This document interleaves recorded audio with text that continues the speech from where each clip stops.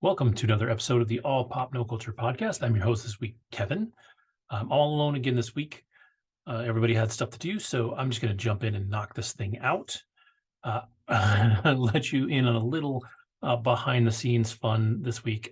Somehow I recorded this entire episode already and did not realize my mic was muted. So I put it into iMovie to start to edit and get a jump on that, only to find out that I had absolutely no audio. So I'm sure I looked super cool talking away all by myself, but it was all pantomime. So absolutely ridiculous. So as I start again on my second run at this, it'll probably be even shorter than the first one because I'm frustrated with myself and gonna punch myself in the face when the camera's off. But anyways, obviously this week my main topic is going to be Spider-Man Across the Spider-Verse, and I'll dig into that in a minute. But there was a couple other series finales this week that I caught, and I really wanted to go over. I'll start with Ted Lasso that finished this week, and it was everything you could have asked for from Ted Lasso. I think if you enjoyed the show up until this point, you're going to love the finale. If for some reason you're weird like Andrew and Ted Lasso wasn't for you, then you probably didn't make it to the finale and it doesn't matter. But the show, just to throw it out there, I'll probably be spoilery, so I don't want to spoil anything, but there's a chance that I will. So if you haven't finished Ted Lasso, go finish it before you catch this part. But I thought it was a really great ending to the series. I think if there were things about Ted Lasso that you loved, they close them all up here. You've got some fantastic dynamics between the characters and some of the things that they do. They do a little musical number that's hilarious. I think there's so many things in this finale that harken back to the earlier episodes. You know, there's moments, there's the dude on the plane in the first episode that asks for an Ussie, where he wants to take a picture with Ted Lasso, and that dude is actually back in the finale. All kinds of little callbacks. And I think one of the hilarious things about this episode is the way that it opens. And the first scene in the episode, it really gives you that hint that maybe Ted and Rebecca have hooked up, which is something that I always kind of wanted from the series. But I also understand that it maybe doesn't fit, so I'm okay with that. But it would have been a lot of fun to see anyways. There's a few things that we should have been tied up better. I think it would have been, nice for me. I wouldn't have minded Ted getting together with Rebecca, but part of me also wishes Rebecca had gotten back together with Sam. I think that would have been really sweet. I like them together, and they made eyes at each other a couple of times. But I like the way that the episode goes down, where she's considering selling the team, and then ultimately decides to keep the team. The fans let her know that she's kind of the heart and soul of the team. People think it's Ted, and it is, but she put this team together and did a really amazing job with it.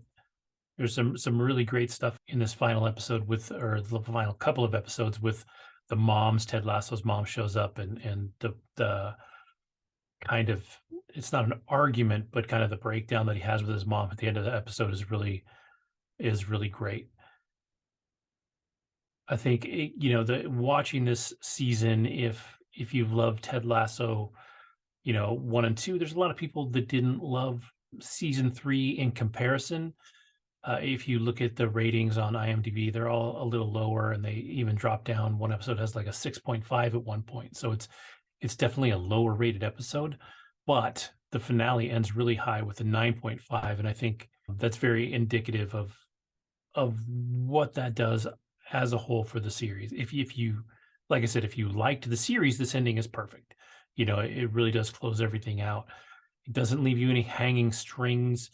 There's a few confusing things. I think when he comes home, or is it home? That's the part I don't know. Like, his ex-wife and his son are there, and he's bringing his bags in like he's going to stay there, but she's with the boyfriend. So I don't quite understand what's supposed to be happening there. Another thing that doesn't get tied up, and I don't think it has to, is the relationship between Roy and Keeley, because you feel like that's probably where it's going to go back to. But at the same time, Jamie isn't just laying down. Like, he's he's kind of getting in there and starting that relationship back up for himself too. So I think that's a lot of fun and you know bodes well for the future of the characters. We don't necessarily have to see we don't have to see a season 4. I think the it's a series finale if they want it to be. And if you go into a 4th season, I don't know what you do. Do you it's almost like you have to do it without Ted, which makes it not Ted Lasso, or you have to bring him back, which kind of undoes what he's done and undoes the hiring of Roy Kent as the coach of the team. Like it do you do him with a whole new team because then you've lost Beard and you've lost Roy and you've lost Nate and you've lost all these people. So I think it makes sense to end it there. I don't know what story you tell that works. It's not fair to the characters, like I said, to bring him back. It's not fair to the audience to do Ted without Beard and without all the people around him. You can try, but the magic of Ted was Beard, and in this final episode, you get a little. Or I guess I think it's actually the penultimate episode, but you get a little bit of Beard's backstory that you never got before, and I think it was really special to see why he's so dedicated to Ted in the way that he is. But I mean, you know, I think it's an excellent series finale for a show that is in my top 5 comedies of all time. You know, Schitt's Creek is up there, might be my number 1. Superstore is up there. Yeah, on days that could be my number 1. This is up there, could easily be a number 1 also. So I think it's hard to say. They're all awesome shows. I love them very much. If I really sat down and put pencil to paper, I could probably pick, you know, 1 through 5 in an order and have that matter. But it's just easy to say that these 3 are in my top 5 without question and possibly my top 3. So Ted Lasso, great series, great finale. If you've never watched Ted Lasso, by all means, go watch it. It's great. If you like comedies, again, if you're weird like Andrew and comedy isn't your jam, you might not like Ted Lasso, but the heart that this show has is really special, and it makes it really great. And I think Jason Sudeikis did an awesome job throughout. Obviously, everybody else did. I think, you know, the characters are all super impressive. They go through their development really well through the course of the series, especially somebody like Nate, who, you know, goes around the horn. You know, he starts as, you know, the simple guy becomes, you know, the smart bad guy becomes the bad guy, and then he, you know, works his way back in there at the end. I just think it's really great. So there's not really any more story to tell that matters, but it's great. So if you haven't finished it, go finish it. If you did finish it, I hope you loved it. Leave your comments on it down in the comments and let us know what you thought. Next up, the other thing that ended this week was The Marvelous Miss Maisel. That one was over on Amazon Prime. This was a 5-season run instead of a 3-season run.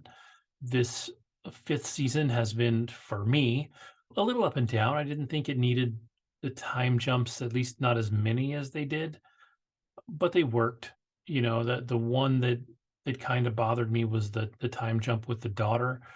I think nothing against the girl they cast or anything, but I don't think she was quite up to the task of the word jumble that is Amy Sherman Palladino's script. If you know, if you've ever seen Gilmore Girls, Amy Sherman Palladino is a wordy writer. Her scripts are like twice as deep as anybody else's scripts, and what she does with them is really impressive. It's not something for everybody. It's not something that other people can do, and it takes a special actor or group of actors to put that all together.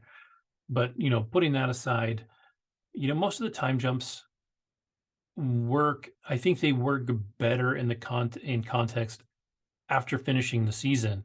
You know, the way the show finishes, you know, again, gonna get into spoilers here.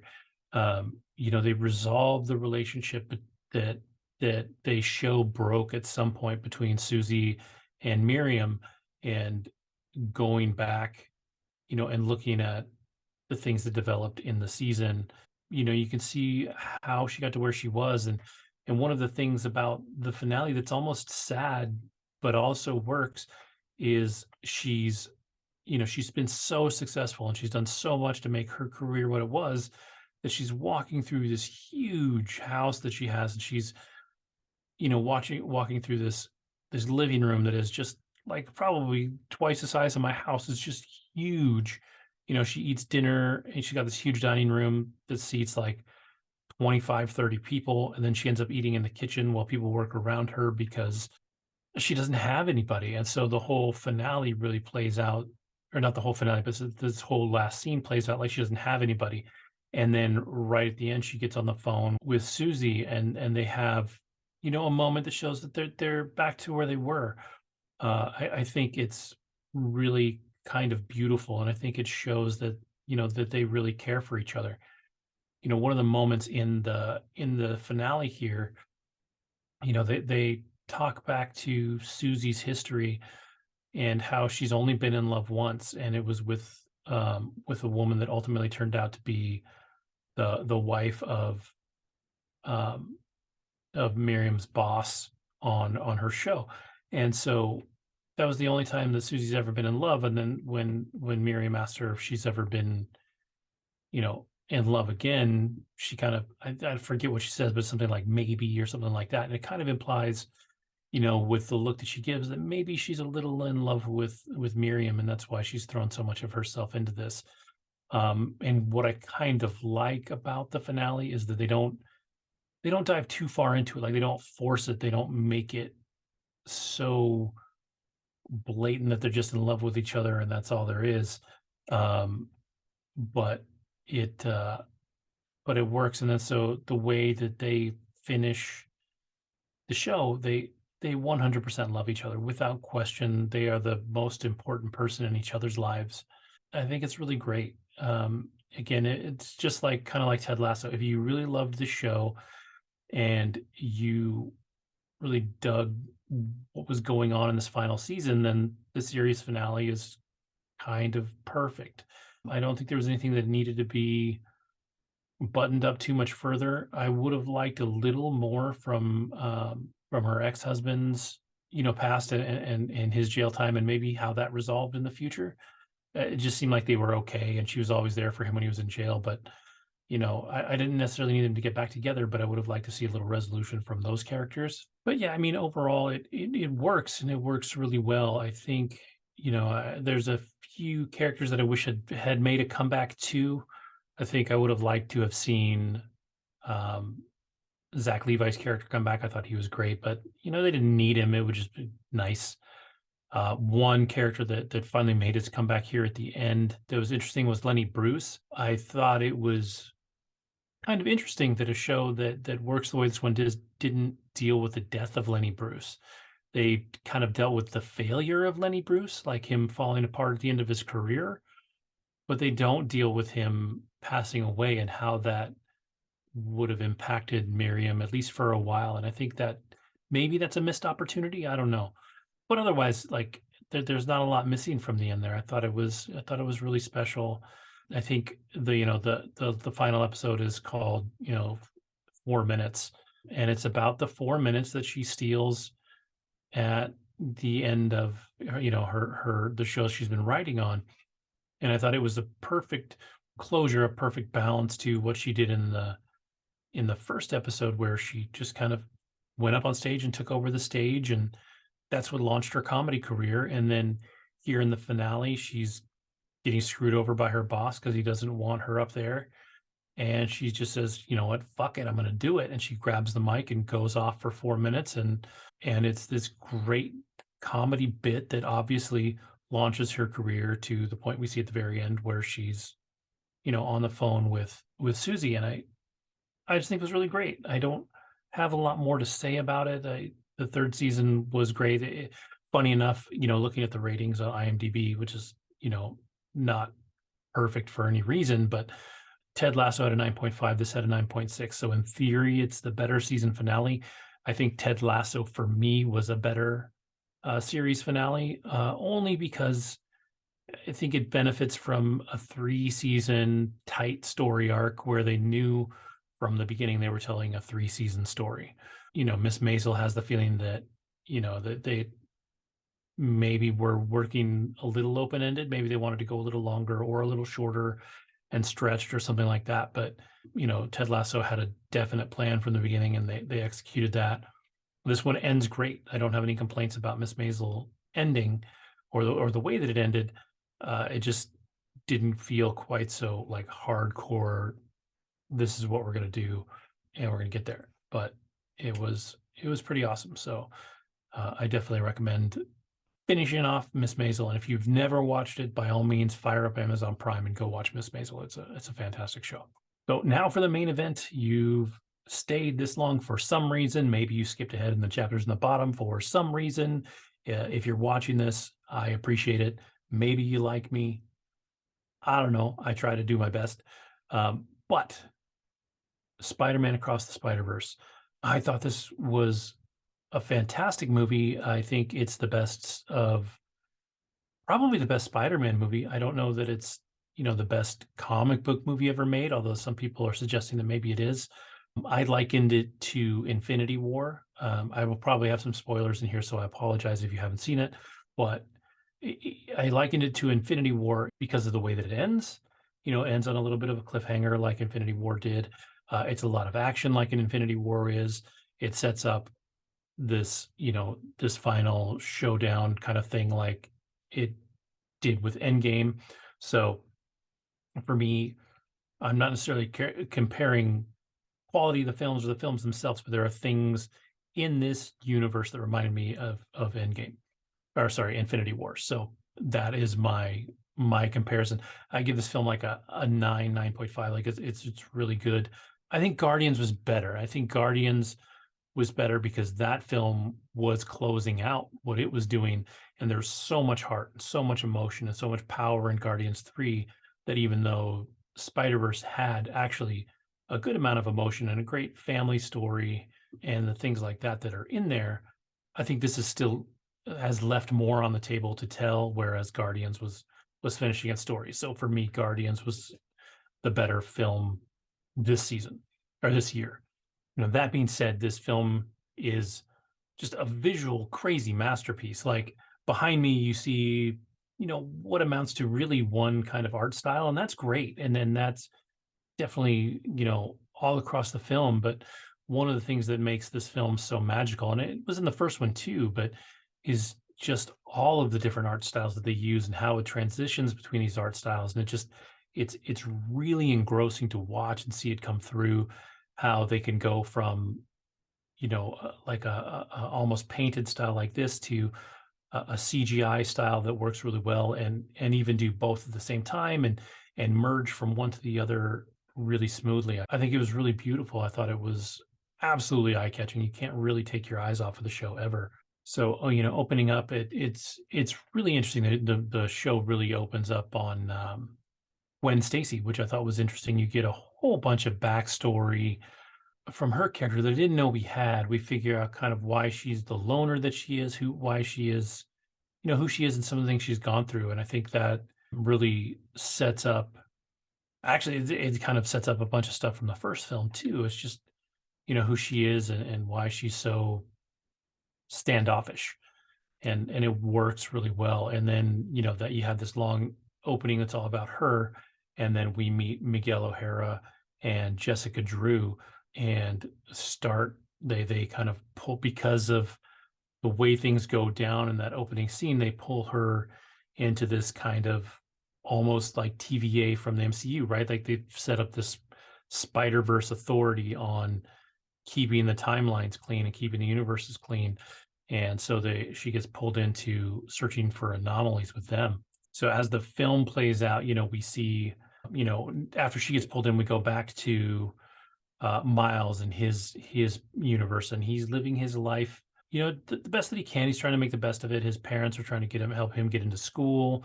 He's trying to be Spider-Man. There's some fun stuff in there where he battles the Spot, who is voiced by Jason Schwartzman, and in the beginning of the film, almost seems like a throwaway character, and he's just kind of silly and fun, and Jason Schwartzman's excellent. If you're familiar with his work at all, he does a really great job. But we see this battle ensue, and then he goes and meets his parents, and or sorry, Miles goes and meets his parents at his not college evaluation, but kind of planning thing on how to get him into the best college. And he's just living the Miles Morales Spider-Man life. He's doing everything he can to, walk the line between the two worlds, and he has some great moments with his family in there. But when he gets back to his room, we see that he really misses Gwen. He's been drawing her and all this stuff. And so it's really sweet to see that. And so, he's missing her so much, and then all of a sudden she pops in.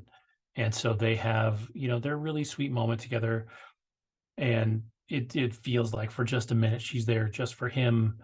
It turns out she's not. She's on a mission from Spider-Man 2099, Miguel O'Hara. If you're not familiar with Spider-Man 2099 and you've seen the trailers, he's the scary looking ass Spider-Man. And so, he's kind of the overlord of this Spider-Verse authority that's running through. So when Gwen comes in, we find out, yeah, that she's not just there for him, she's there to track the Spot and try and kind of close out the anomaly that he has caused, or that he is. And she fails because she was spending so much time with Miles that she didn't track him the way that she should have. So she gets in a little bit of trouble. She opens up a portal to go back to the future to talk to Miguel and Jessica, and kind of figure out what the next steps are. Well, when she opens that portal, or I'm sorry, she's not going back to talk to Miguel yet. She's going to talk to a different Spider-Man where they think the Spot has gone. And so she opens a portal and jumps through that. And as she's doing that, she doesn't realize that Miles has been there the whole time. He's been invisible because that's one of his special powers. And so he jumps through the portal after her to try and help, because he's so kind of infatuated with her that he does dumb things in the name of, puppy love. And so he jumps through and ends up in the world of Spider-Man India, which is Mumbatan, which is this mix of Mumbai and Manhattan, and it's this super Indian feel. If you look over here, this guy right here is Spider-Man India, and he is voiced by Karan Soni, who was the cabbie from the Deadpool movies, and he's great. He's kind of adorable and witty and fun, and has some great dialogue in there. But he's really lively, and the interactions they have are really kind of fun and neat.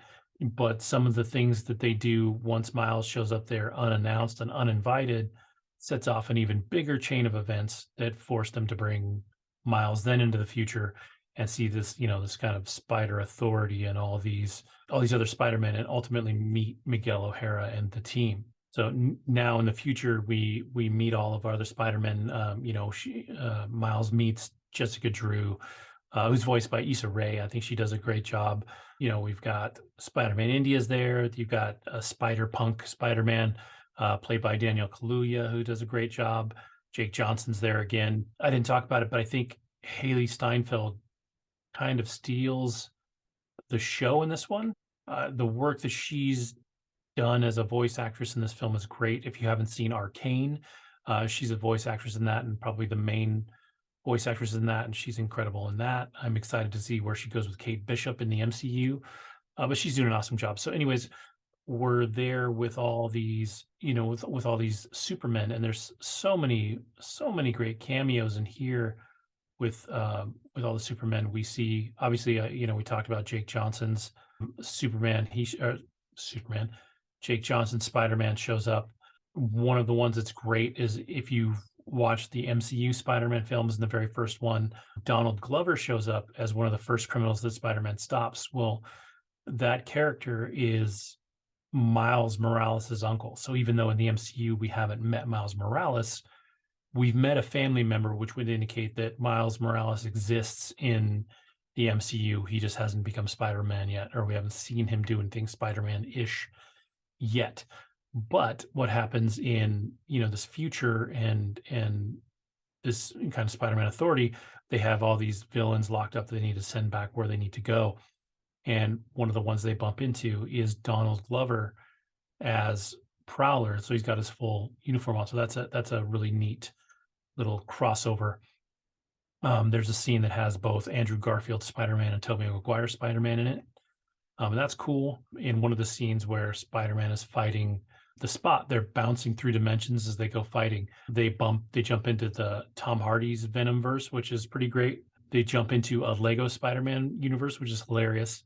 It's like a little bit out of a Lego movie, and it's really fantastic and fun. It's in the trailers, or at least one of the trailers, but they mention Doctor Strange and Tom Holland's Spider-Man, so that one's pretty great. J.K. Simmons pops into a few of the different universes as J. Jonah Jameson, and at this point, he is J. Jonah Jameson. I don't know how anybody else can play him. He does such an awesome job. And then at the end of the film, we get some of the characters from the first film back. So we get Spider Ham and Spider-Man Noir and characters like that. So many just fantastic cameos in here too. But we come to find out, in this future where Miguel O'Hara is, he's not the most kind of Spider-Man. Like he's not a nice guy. He's all about getting things done, and his way is the highway. So a whole bunch of stuff goes on in the future that really starts to set things off, getting ready for the next film. And I think that stuff's really great. Overall, I think it's an awesome show. Like I said, the acting is great. There's so many great voices in here. Brian Tyree Henry plays Miles's dad, and he does a really great job. Luna Lauren Velez plays Miles' mom again, and she's from Dexter, and she's done some other stuff, but she was a major character on Dexter. What tripped me out, and maybe I'm the only person that feels this way or that hears it this way, but for some reason she sounds so much like Jennifer Lopez in this that it drives me crazy. But her work is super excellent in this, and there's so many fun and great cameos in this that I think it's really a lot of fun. And so, I recommend it. I think if you saw the first one and liked it, you're ready for this one. It was almost 2.5 hours long, which is just nutty to me that a film is this long and an animated film is this long. But at the same time, like, I would have sat through 2 more hours just to finish the story. I was engrossed. One of the things that made me laugh as I was checking my watch as the movie was getting towards the end, but not because I was trying to see, how much time was left, but because I didn't realize it was a two-part film. And so I'm watching what's going on and thinking that there's no possible way that this can just end, right? Like you can't just all of a sudden have your happy ending or sad ending or whatever, because it just doesn't make sense. And so, when I'm hitting the hour and 45 mark, I'm like, this should be wrapping up soon, and there's no way it can wrap up. And so I was really confused. And then when it dropped, I finally realized that, oh yeah, this is more than one film. So the second film will drop in, I believe, March of next year. So I'm super excited for that. Super excited to see where it goes. I think there's just a ton of places they can go. Where it ends is really great, and I think we're going to get a lot more of Gwen Stacy, which works for me. I think she did a really great job in this, and I mean, to be fair, I think everybody did a great job in this. But the soundtrack's great. Again, the visuals are absolutely incredible, and I think it's fantastic. If I look at Rotten Tomatoes so far, this one, the first one, Into the Spider-Verse, was a 97% from the critics and 93% from the audience score, which tells me that it usually indicates to me that a film is a good film, because we're getting an agreement from the critics of the audience that we don't usually get with Across the Spider-Verse, the new one.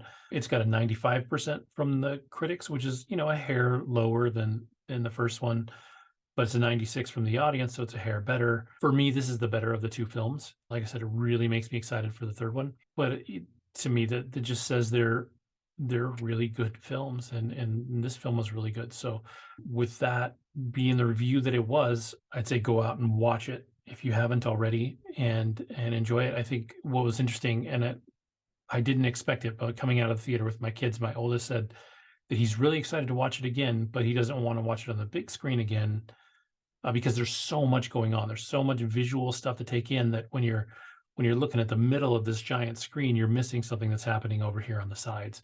So it'll be a little easier to watch on a TV screen, I think, when it does finally drop. But I would not discourage anybody from going and see it in the theaters. It had the biggest opening weekend, or sorry, biggest opening day of any film of 2023 at I think 51 million, and it's up to today, which is Saturday, for the 3-day box office is like 113 million. So it's cruising. It's going really well. I think it's going to make a lot of money, and I kind of hope it's the biggest movie of the year, or at least competes with Guardians in that regard. I think Guardians was awesome, but yeah, go see it.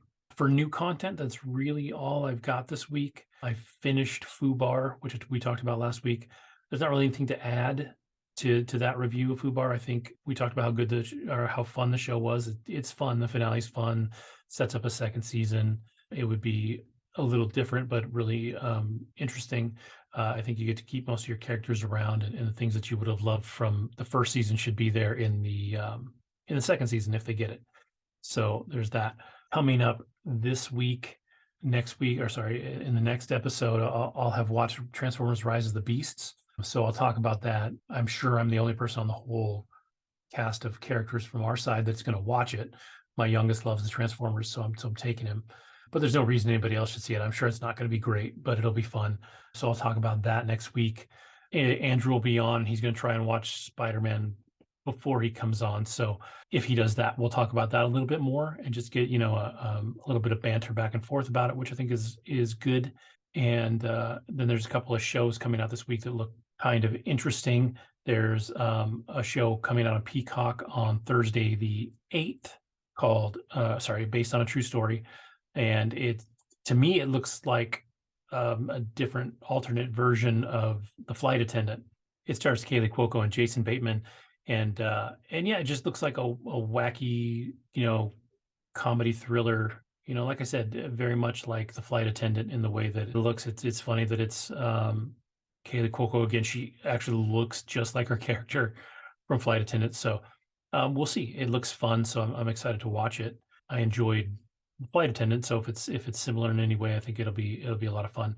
And then on Friday the 9th, The Crowded Room comes out, and that's Amanda Seyfried and Tom Holland.